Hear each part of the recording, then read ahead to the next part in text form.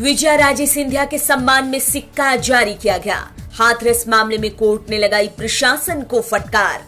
पश्चिम बंगाल में हो रहा है कोरोना का कम्युनिटी स्प्रेड। कृषि बिल की वैधता को परखेगा सुप्रीम कोर्ट।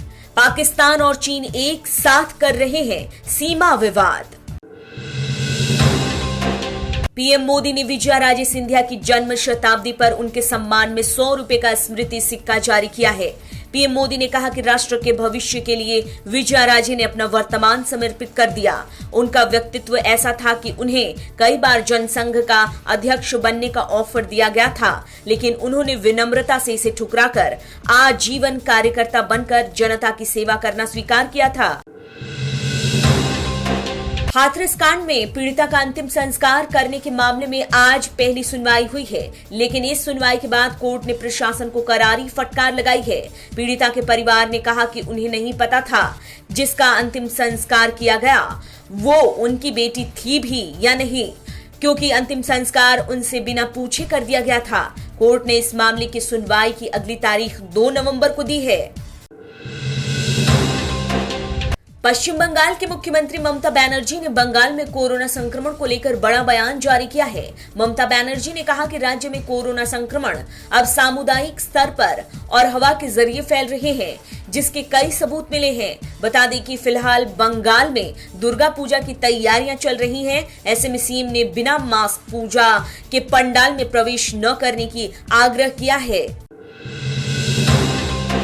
हाल ही में पारित 3 कृषि बिल की वैधता को चुनौती देते हुए सुप्रीम कोर्ट में याचिका दी गई थी, जिसको संज्ञान में लेते हुए सुप्रीम कोर्ट ने केंद्र सरकार को नोटिस जारी किया है। कोर्ट ने तय किया कि वो बिल की संवैधानिकता को परखेंगे। हालांकि अब इस पर सुनवाई 6 हफ्ते बाद होगी, लेकिन तब तक कृषि कानून पर कोई रोक नहीं है। केंद्र सरकार द्वारा लागू किए गए कृषि कानून के खिलाफ आम आदमी पार्टी की पंजाब इकाई ने दिल्ली के जंतर मंतर पर विरोध प्रदर्शन का आयोजन किया, जिसमें दिल्ली के सीएम अरविंद केजरीवाल भी समर्थन करने पहुंचे। सीएम केजरीवाल ने कहा कि 2014 में बीजेपी ने किसानों से वादा किया था कि वो सत्ता में आई तो एमएसपी 1.5 गुना लागत का देंगे, लेकिन अब तो एमएसपी ही खत्म कर दी है, जो कि किसानों पर शोषण है।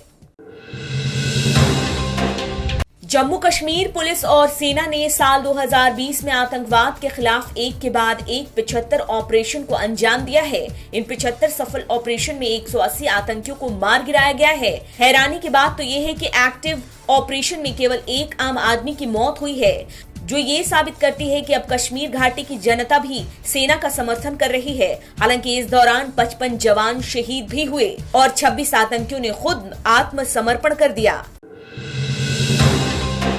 ट्रांसजेंडर्स के साथ यौन उत्पीड़न को लेकर सुप्रीम कोर्ट ने सुनवाई करने का फैसला किया है। कोर्ट किन्नरों के साथ यौन शोषण के मामलों में महिलाओं के समान कानूनी संरक्षण देने पर सुनवाई करेगा। बता दें कि आईपीसी की धारा 354 के तहत महिलाओं को गलत तरीके से छूना कानूनन अपराध है, लेकिन किन्नरों के केस में ऐसा नहीं है। लेकिन समानता के अधिकार के तहत किन्नरों को भी सुरक्षा देने की मांग की गई है।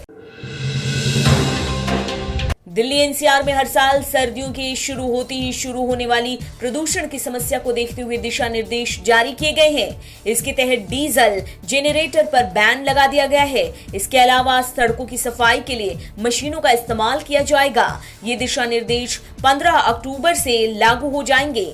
इसके अलावा प्रदूषण से निगरानी के लिए बनाया गया है मॉनिटरिंग रूम।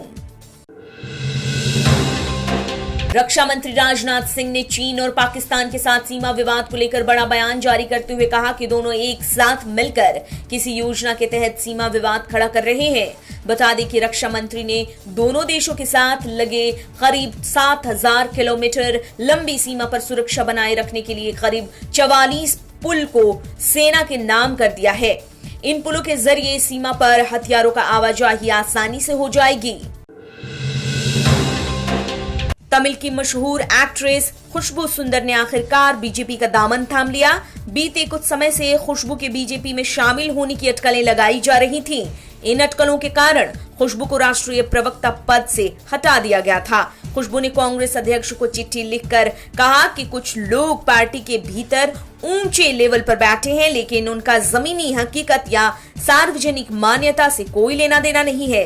बता दें कि साल 2014 में खुशबू ने कांग्रेस ज्वाइन किया था।